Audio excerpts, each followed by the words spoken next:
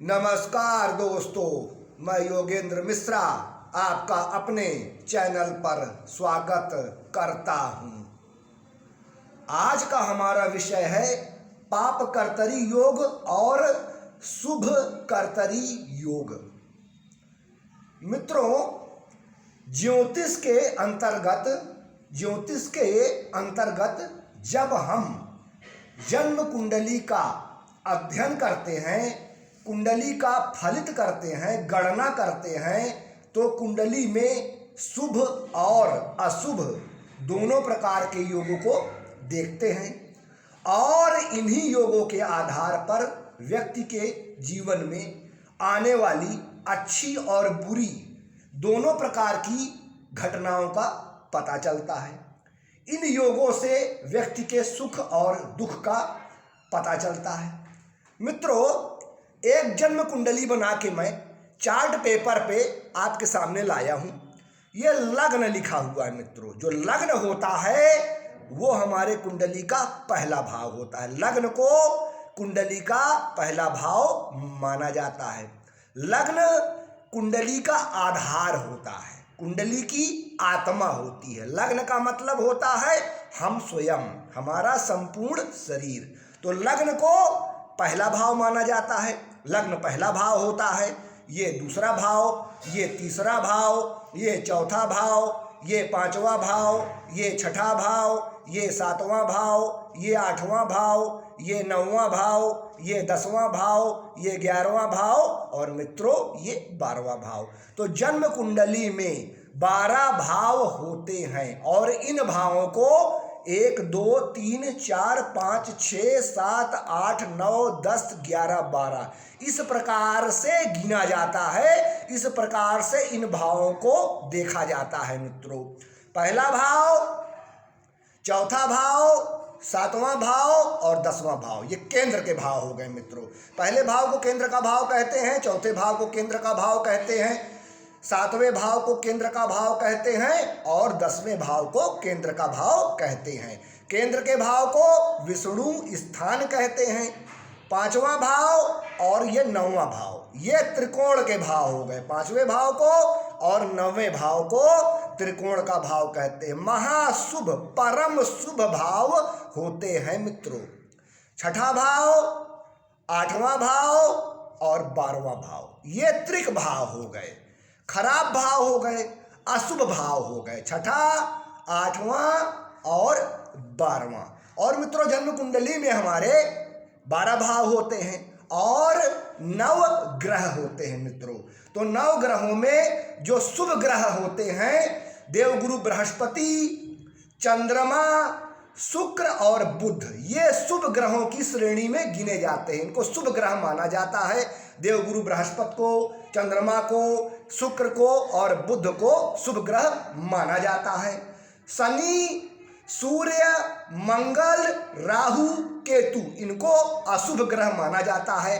पापी क्रूर ग्रह माना जाता है। पापी क्रूर ग्रह कौन हो गए? सूर्य भगवान हो गए, शनिदेव हो गए, मंगल हो गए, राहु और केतु। सूर्य, शनि, मंगल, राहु, केतु को पापी क्रूर ग्रह की संज्ञा दी गई है हमारे ज्योतिष में।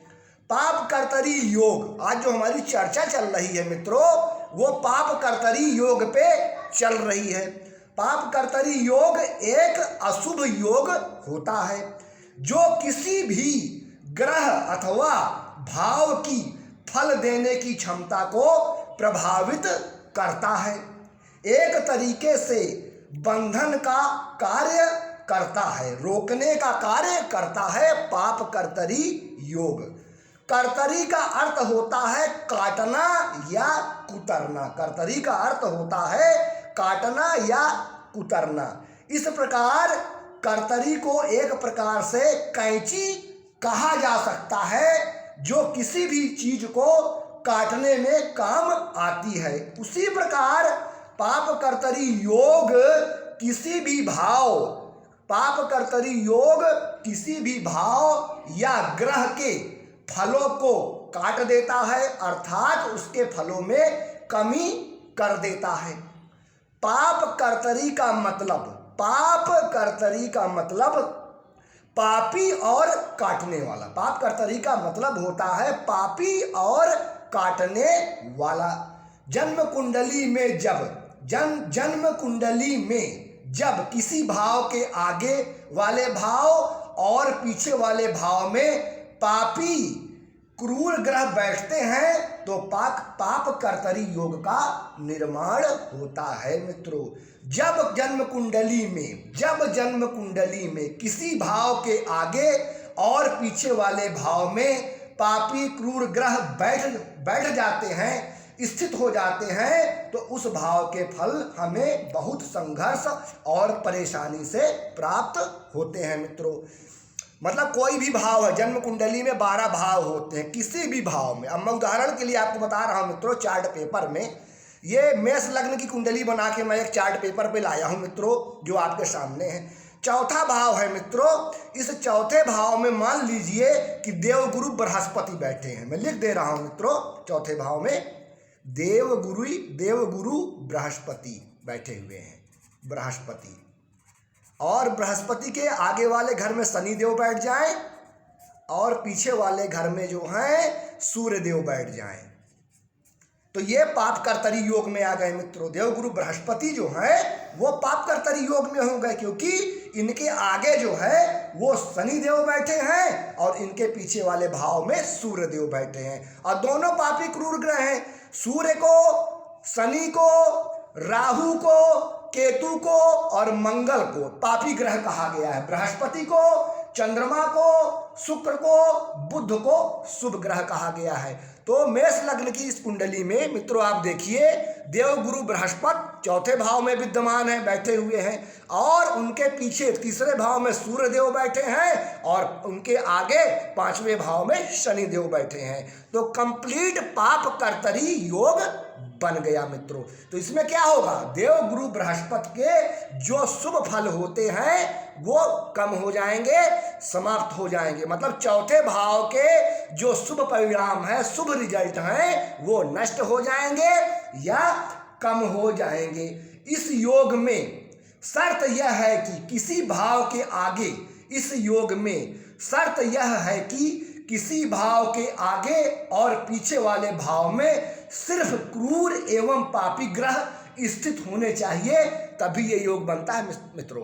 पाप कर्तरी योग में शर्त यही है कि आगे वाले भाव में और पीछे वाले भाव में पापी और क्रूर ग्रह बैठे होने चाहिए। अगर शुभ ग्रह बैठ गया तो ये योग जो है भंग हो जाएगा मित्रों।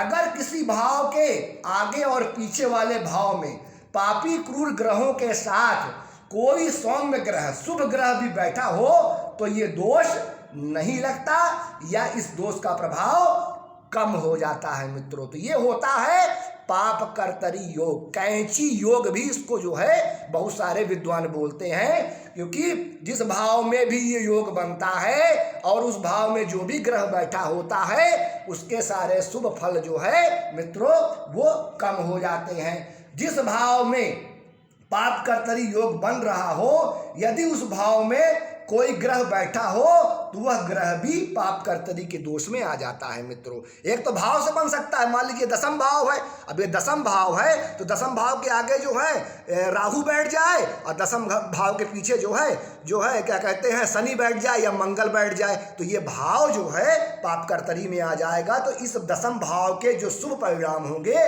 वो आपको प्राप्त नहीं होंगे। इसी तरह मित्रों यहाँ पे देखिए, चौथे भाव में पाप कर्तरी योग बना हुआ है सूर्य और शनि से, और ग्रह हो गए देवगुरु बृहस्पति। तो चौथे भाव के फल तो नष्ट होंगे ही, साथ में देवगुरु बृहस्पति के जो शुभ प्रभाव हैं वो भी नष्ट होंगे मित्रों। इतना खराब होता है ये पाप कर्तरी योग, और उस ग्रह के अच्छे शुभ फल हमें प्राप्त नहीं हो पाते। पाप कर्तरी योग के प्रभाव से ग्रह पीड़ित हो जाता है। देखिए देवगुरु बृहस्पति जो है मित्रों यहाँ पे पीड़ित हो गए, क्योंकि इनके पीछे वाले भाव में सूर्य देव बैठे हैं और आगे वाले भाव में शनि देव बैठे हैं। तो दोनों ग्रहों ने देवगुरु बृहस्पति को पीड़ित कर दिया, चौथे भाव को भी पीड़ित किया और देवगुरु बृहस्पति को भी पीड़ित किया। तो पाप कर्तरी योग के प्रभाव से ग्रह पीड़ित हो जाता है, कमजोर हो जाता है, पाप कर्तरी योग किसी भी ग्रह अथवा भाव की फल देने की क्षमता को प्रभावित करता है मित्रों। यह योग एक तरीके से बंधन का कार्य करता है। पाप कर्तरी योग में जो भी ग्रह आ जाता है उसकी फल देने की क्षमता काफी कम हो जाती है। अब देखिए मित्रों, देवगुरु बृहस्पति जो है वो पाप कर्तरी योग में है, तो इनकी जो फल देने की क्षमता है, जो इनकी शुभता है, वो अत्यंत कम हो जाएगी, क्षीण हो जाएगी। मतलब देवगुरु बृहस्पति जो है फल देने में सक्षम नहीं होंगे। पाप कर्तरी योग किसी भी ग्रह या भाव के फलों को काट देता है। पाप कर्तरी योग के प्रभाव से उस भाव के फल नष्ट हो जाते हैं। मित्रों, ये चौथे भाव में जो है पाप कर्तरी योग बन रहा है, तो चौथे भाव के सारे फल जो है मित्रों वो कम हो जाएंगे या नष्ट हो जाएंगे। जन्म कुंडली के लग्न में मित्रों, जन्म कुंडली के लग्न में पाप कर्तरी योग बन रहा हो, यानी कि लग्न के दोनों ओर पापी क्रूर ग्रह बैठे हों। अब देखिए मित्रों, ये लग्न है। अब लग्न के दोनों ओर आप यहाँ जो है मंगल को कर दीजिए, यहाँ पे शनि देव कर दीजिए। मैं लिख दे रहा हूँ मित्रों, दूसरे भाव में मंगल देव हो गए और 12वें भाव में शनि देव हो गए। तो मित्रों, ये लग्न जो है वो पाप कर्तरी में आ गया मित्रों, क्योंकि लग्न के पीछे शनि देव हो गए और आगे वाले भाव में मंगल देव हो गए। तो लग्न के दोनों ओर पापी क्रूर ग्रह बैठे हो तो व्यक्ति के स्वास्थ्य में उतार चढ़ाव होता है। व्यक्ति का लग्न जो है वो कमजोर हो जाता है पाप कर्तरी योग के प्रभाव से। उसे हेल्थ संबंधित परेशानी जरूर होगी। जब भी लग्न जो है पाप कर्तरी योग में हो जाएगा तो ऐसे लोगों का स्वास्थ्य कमजोर होता है, उसको हेल्थ संबंधित परेशानी होती है, उसका व्यक्तित्व कमजोर हो जाता है, उसको यश और प्रसिद्धि फेमस वो नहीं हो पाता है, उसको यश और प्रसिद्धि नहीं मिल पाती है। जीवन में उसे निरंतर परेशानी बनी रहती है, उसका विकास नहीं हो पाता। बहुत संघर्ष के बाद व्यक्ति अपने जीवन में प्रगति कर पाता है। लग्न का पाप कर्तरी में आना अत्यंत अशुभ माना जाता है, क्योंकि लग्न का अर्थ होता है हम स्वयं, हमारा संपूर्ण शरीर, हमारा स्वभाव, हमारा व्यक्तित्व।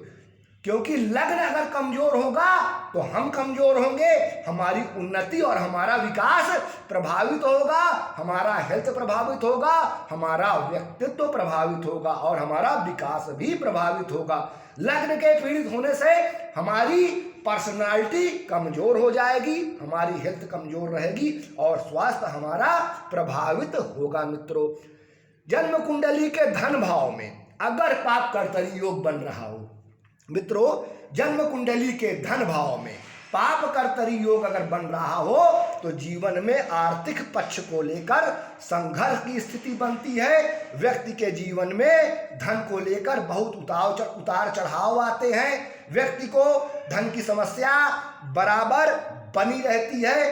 कुंडली के किसी भी भाव के दोनों ओर, कुंडली के किसी भी भाव के दोनों ओर पापी क्रूर ग्रह के उपस्थित होने पर बना पाप कर्तरी योग उस भाव के शुभ फलों को नष्ट कर देता है, कम कर देता है। दो पापी ग्रहों के मध्य में आने से शुभता कम हो जाती है। मित्रों, अब बात करते हैं मित्रों हम शुभ कर्तरी योग की। अभी जो हमारी बात चल रही थी पाप कर्तरी योग की, अब हम बात कर रहे हैं शुभ कर्तरी योग। शुभ कर्तरी योग जो होता है वो पाप कर्तरी योग से जस्ट उल्टा बनता है। पाप कर्तरी योग का जस्ट अपोजिट होता है शुभ कर्तरी योग। वो कैसे बनता है मित्रों? जन्म कुंडली में जब भी किसी भाव के दोनों ओर शुभ ग्रह हो तो इसे शुभ कर्तरी योग कहते हैं। मित्रों, मैं बता दे रहा हूं मित्रों, आपको बता दे रहा हूं। देखिए मित्रों, ये दसम भाव है। अब दसम भाव में जो है मित्रों हम चंद्रमा को बैठा दे रहे हैं, चंद्रदेव को। चंद्रमा है दसम भाव में। अब दसम भाव में चंद्रमा है, चंद्रमा के आगे जो है शुक्रदेव बैठ जाए और चंद्रमा के पीछे जो है बुध देव बैठ जाएं। तो देखिए चंद्रमा के आगे शुक्र देव शुभ ग्रह हो गए और चंद्रमा के पीछे शुभ ग्रह बुध हो गए, क्योंकि शुभ ग्रहों में चंद्रमा, देवगुरु बृहस्पति, शुक्र और बुध को माना जाता है शुभ ग्रह। तो चंद्रमा के आगे शुभ ग्रह बैठा है और चंद्रमा के पीछे शुभ ग्रह बैठा है, तो ये शुभ कर्तरी योग हो गया। कुंडली में किसी भी भाव के आगे, कुंडली में किसी भी भाव के आगे और पीछे वाले भाव में शुभ ग्रह बैठे हो तो शुभ कर्तरी योग का निर्माण हो जाता है। इसमें भाव दो शुभ ग्रहों के बीच में आ जाता है मित्रों। इसमें भाव जो है और ग्रह जो है दो शुभ ग्रहों के बीच में आ जाता है, जिससे कि उस भाव की शुभता बढ़ जाती है, इसीलिए इसे शुभ कर्तरी योग कहते हैं मित्रों। मतलब जिस भाव में भी ये बन रहा है शुभ कर्तरी योग, उस भाव के फल बढ़ जाते हैं। इस योग को भाव की वृद्धि, इस योग को भाव की वृद्धि, ग्रह की वृद्धि करने वाला माना जाता है। जन्म कुंडली के जिस भाव में शुभ कर्तरी योग बन रहा हो, उस भाव के शुभ फलों को बढ़ा देता है और अशुभ फलों को कम कर देता है, नष्ट कर देता है। जैसे उदाहरण के लिए बता रहा हूं मित्रों, जैसे लग्न के दोनों ओर शुभ ग्रह बैठे हों, लग्न के दोनों ओर, मान लीजिए यहाँ पे बृहस्पति बैठ जाए और यहाँ पे जो है मित्रों चंद्रमा बैठ जाए या शुक्र बैठ जाए या बुध बैठ जाए, मतलब लग्न के दोनों ओर अगर शुभ ग्रह बैठ जाए तो ऐसे में लग्न बली हो जाएगा, जिससे व्यक्ति को अच्छे स्वास्थ्य की प्राप्ति होगी, व्यक्ति की हेल्थ अच्छी रहती है, व्यक्ति का व्यक्तित्व मजबूत होता है, उसको यश मान प्रतिष्ठा उसको प्राप्त होती है, व्यक्ति के अंदर संघर्ष करने की क्षमता होती है, क्योंकि लग्न का बली होना यानी कि आपका बली होना। आप बली होंगे तो आपके अंदर सामर्थ्य होगा, क्षमता होगी और आप जो है अपने जीवन में जो चाहेंगे वो प्राप्त करेंगे। लग्न का शुभ कर्तरी में होना अत्यंत शुभ माना जाता है, लग्न का शुभ कर्तरी में होना अत्यंत शुभ माना जाता है। जिस भी व्यक्ति का लग्न शुभ कर्तरी में होता है, वे लोग अपने जीवन में खूब तरक्की करते हैं। ठीक उसी प्रकार धन भाव शुभ कर्तरी योग में हो तो व्यक्ति के जीवन में धन की अच्छी स्थिति बनती है, व्यक्ति धनी होता है। सातवें भाव में बन रहा है अगर शुभ कर्तरी योग, तो वैवाहिक जीवन ऐसे लोगों का बहुत अच्छा होता है। विवाह के बाद ऐसे लोगों का विशेष भाग्योदय होता है। अब ये 7th हाउस देख रहे हैं, 7वां भाव देख रहे हैं, अगर इसके पीछे वाले भाव में शुभ ग्रह बैठ जाए और आगे वाले भाव में शुभ ग्रह बैठ जाए तो 7वां भाव शुभ कर्तरी योग में हो जाएगा। तो ऐसे में व्यक्ति का वैवाहिक जीवन बहुत सुखमय होगा और विवाह के बाद उसका भाग्योदय होता है मित्रों। तो मित्रों आज के लिए बस इतना ही। नमस्कार।